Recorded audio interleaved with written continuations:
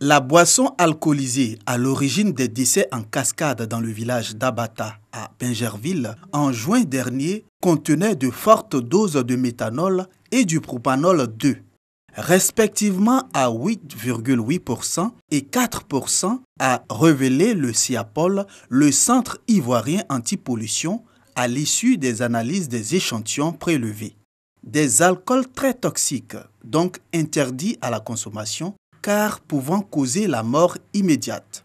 Les examens ont aussi révélé que du pastis et d'autres alcools avec des racines contenaient des pourcentages à dose mortelle de 77 et 61%. Selon le CIAPOL, le méthanol, produit de la première cuisson du koutoukou, et le propanol 2, troisième produit de la fabrication de ce breuvage, doivent être détruits. Dans le cas d'Abata, ces deux produits ont été mélangés et introduits dans le commerce. Ils ont causé la mort de 8 personnes selon les enquêtes de la gendarmerie. Les autorités ont ordonné la réouverture des restaurants et bistrots de la zone fermés par mesure conservatoire.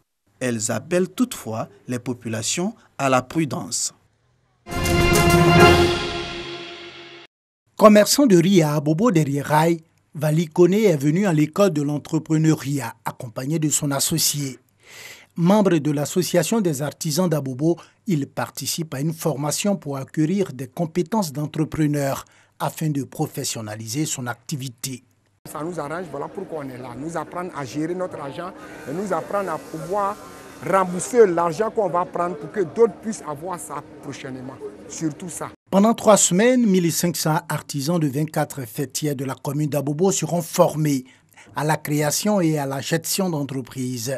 Cette formation soutenue par la mairie et l'agence emploi jeunes intervient des suites à une demande d'appui financier de l'association des artisans d'Abobo. Vous savez qu'aujourd'hui, avec le développement du pays, il faut aussi avoir les moyens de financement pour agrandir nos secteurs. Mais cela aussi demande des formations. Voilà pourquoi nous sommes là, pour s'acquitter de cette formation-là, pour être aussi concurrents avec les autres entreprises, les PME et les moyennes entreprises. Notre population, une population de 2 millions d'habitants, avec 85% de jeunes et 60% sont au chômage. Comment faire pour absorber ce taux de chômage? C'est d'aider les artisans à devenir grands. S'ils deviennent grands, ils peuvent embaucher cette jeunesse. Ces artisans installés dans les 28 quartiers de la commune d'Abobo seront également instruits sur la sensibilisation, la santé et la sécurité au travail. À la fin de cette séance de formation, les membres de l'association des artisans d'Abobo devront être de véritables chefs d'entreprise qui tournent le dos à l'informel.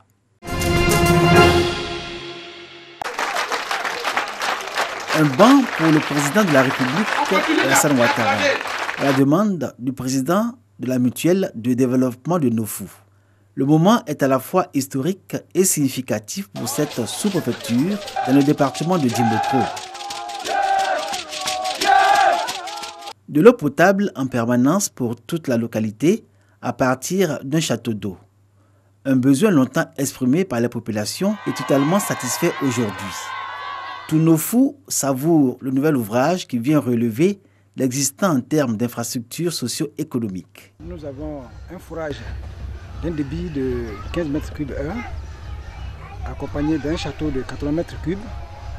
Et nous avons un refoulement en PVC 80-90, en distribution PVC 5303. On est content, on est heureux.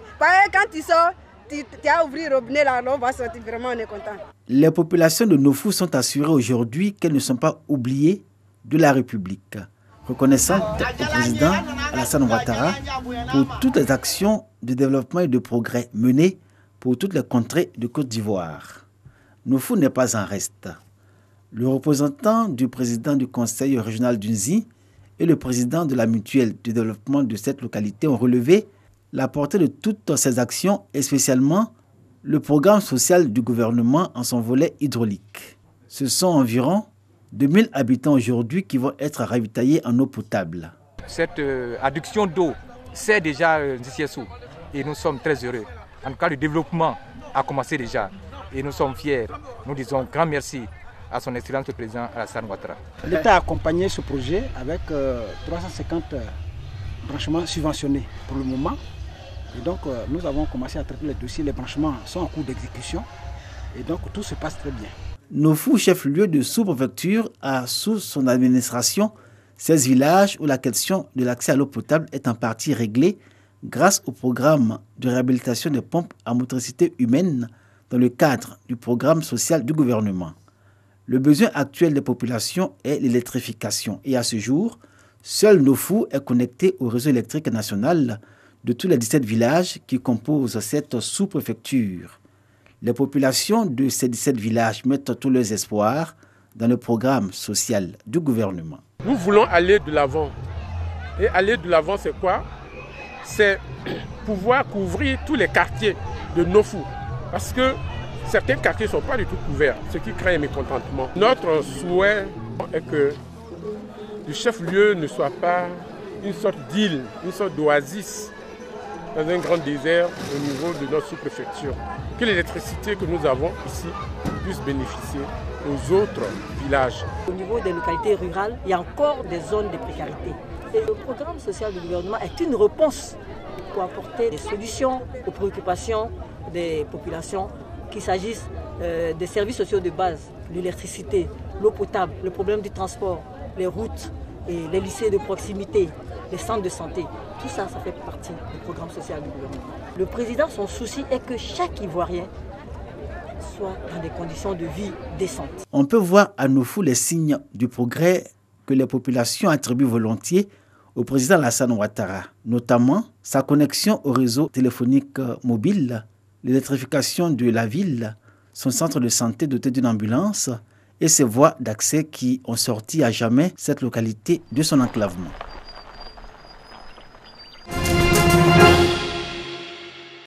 Dame Kouadio est responsable d'une ONG dédiée à l'encadrement des enfants. En compagnie d'une dizaine d'enfants, elle visite le stand de l'Académie des sciences, des arts et de la culture, ASCAD. Nous sommes aux journées des Jipoires, journée porte ouverte des institutions de la République. Une première en Côte d'Ivoire qui se tient depuis ce lundi 22 juillet.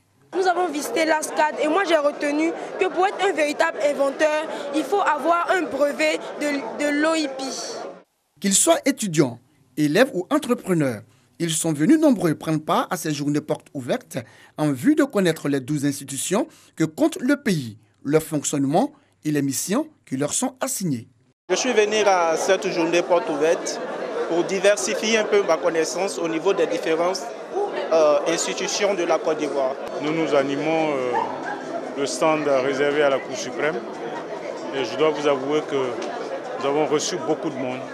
Nous avons répondu à beaucoup d'interrogations, à beaucoup de questions.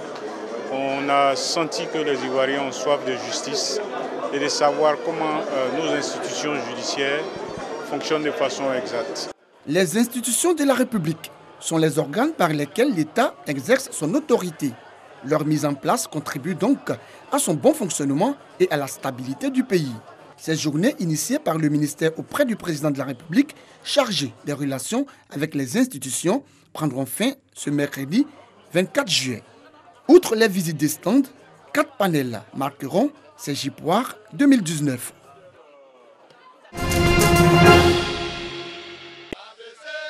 Les formations de GEMC et MC Boisflé peuvent faire la fête. Dans la douleur, elles ont pu inscrire leur nom au palmarès du Maracana Festival. Après les phases de poule et éliminatoires directes, GEMC et Somassi, dans la catégorie des seniors, ont arraché leur ticket pour la finale. Un match âprement disputé, qui finalement a été remporté par GEMC, grâce à un pénalty transformé par Sié Armand. Dans la catégorie des super seniors, MC Boisflé et Cam Bouaké se sont qualifiés pour la finale en battant respectivement en demi-finale Somassi 1-0 et les Amis du 16e 3-2. La confrontation entre ces deux équipes a été un vrai choc. Après l'ouverture au score par Boisflé, Léon Tata établit la parité au score pour le Cam Bouaké. Finalement, les Maracaniers venus de la Maraoué se montreront plus adroits à l'épreuve des tirs au but en s'imposant par 4 tirs contre 3 pour Bouaké. Je crois que nous avons réussi notre pari. Des mémoires des Maracaniers, on n'a jamais réuni autant de personnalités, 2 ministres, un très grand directeur général, je ne peux qu'être heureux. Je dis, j'ai gagné mon pari, le bâton ne va pas me chicoter. Tournoi de partage et de cohésion sociale, le Maracana Festival a réuni plus de 3000 spectateurs. Des prestations d'artistes dont Ala Thérèse, des majorettes et la présence des stands d'exposition ont donné une touche particulière à cette 7e édition du Festival de Maracana.